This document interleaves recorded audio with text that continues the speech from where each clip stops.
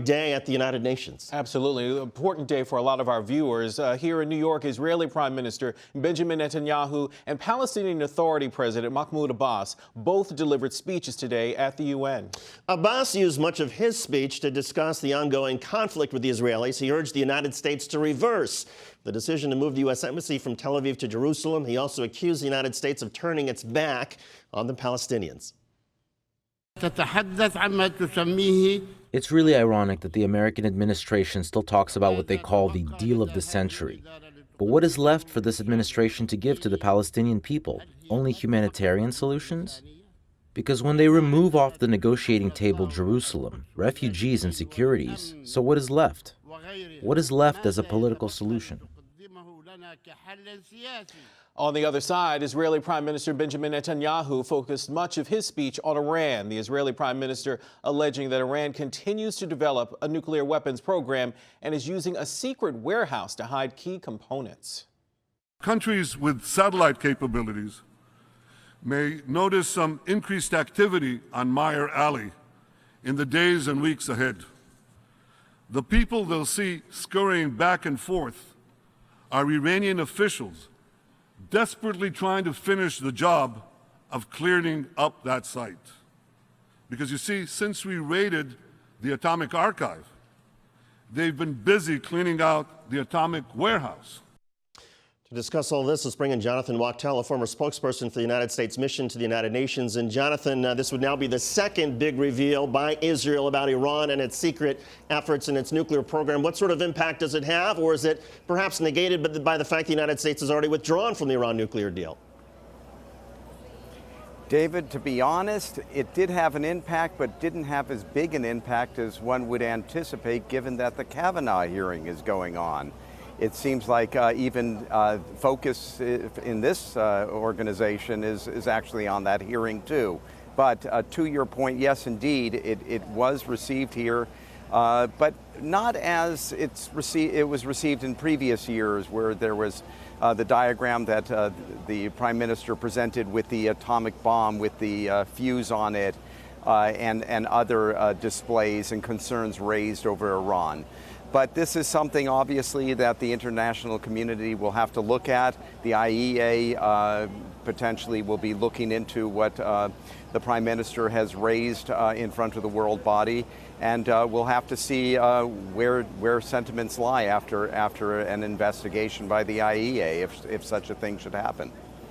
Jonathan, Abbas said today that President Trump's actions in regards to the peace plan, the long-awaited peace plan that we're still waiting for, goes against the effort, really, to create some sort of solution here, whether it's a two-state solution or a one-state solution. The president has said he doesn't care which one. He says that he just wants both sides to be happy.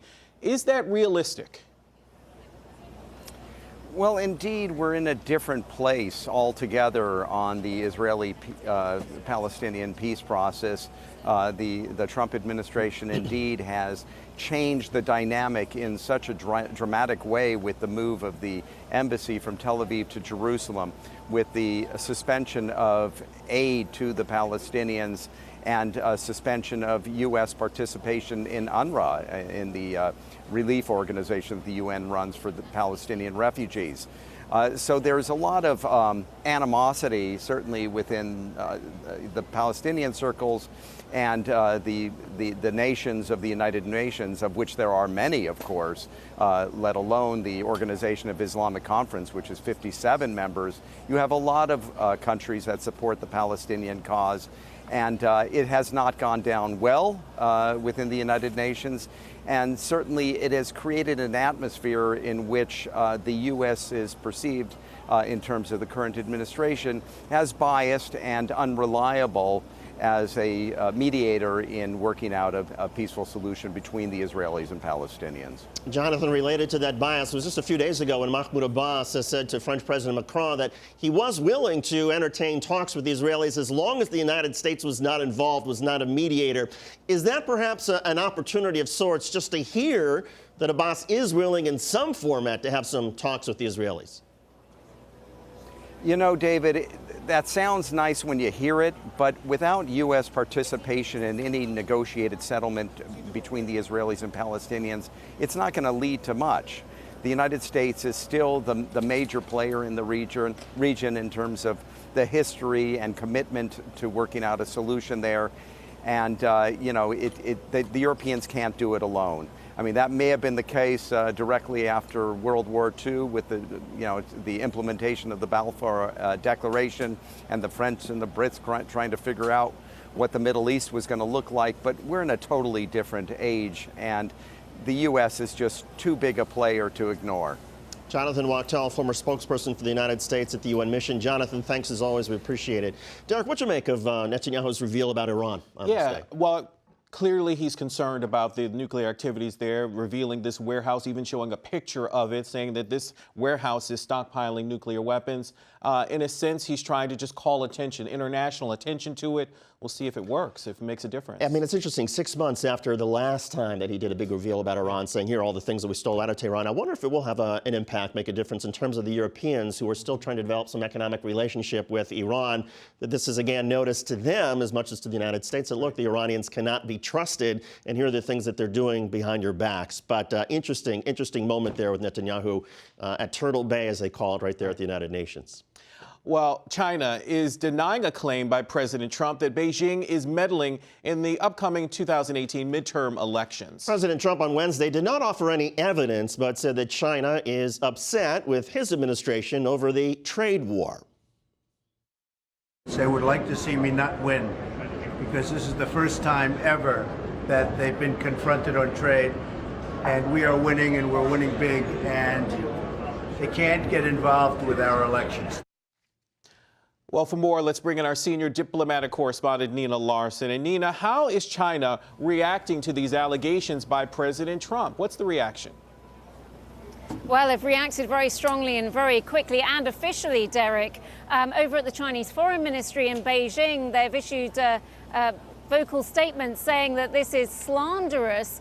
And again, very, very quick response. They've taken out ads in newspapers, local newspapers across the United States, denying all of this, notably in Iowa. And the reason that those ads are in Iowan local papers is that Iowa has a very, very strong agricultural ties with China. The former governor of Iowa is actually the Trump administration's ambassador to Beijing now. You know, regarding North Korea, and again, another element from the president's remarkable Wednesday news conference, the president said that there is a lot of progress behind the scenes, a lot of things the American public doesn't know about, but he wouldn't talk about it. And yet publicly, all we know for the administration is that North Korea continues to develop fissile material. So did Mike Pompeo at his today, did he fill in any of the gaps or reconcile those differences? Not really. The only thing we can really take from this meeting today, and you're referring to Mike Pompeo chairing that Security Council meeting this morning with all his counterparts across the globe, he said that the aim of the administration is full, complete, final denuclearization and verifiable as well. But again, he didn't really give any details. His focus today was more to urge the international community to keep sanctions on North Korea throughout this process. Nina, the United Nations, of course, has very strict sanctions on North Korea, and North Korea certainly wants them lifted. So what's the status? Well, China and Russia came under a lot of heat from Mike Pompeo today. They in particular have been accused openly by the United States and other powers on the Security Council in recent weeks of assisting North Korea in circumventing some of these sanctions. And as you can imagine, the foreign ministers from those powers obviously denied this, and they said that they want the sanctions eased. So there is a very close relationship between China, North Korea and Russia, but at the same time, those are the key powers that can pressure North Korea. So again, behind the scenes, you can imagine those conversations going on between those foreign ministers saying that they have to have a united front on North Korea, as Mike Pompeo, representing the United States alone, of course, goes to Pyongyang next month. That's right. Next month is a big trip for him. Nina Larson, our senior diplomatic correspondent, reporting from the United Nations. Nina, thank you very much.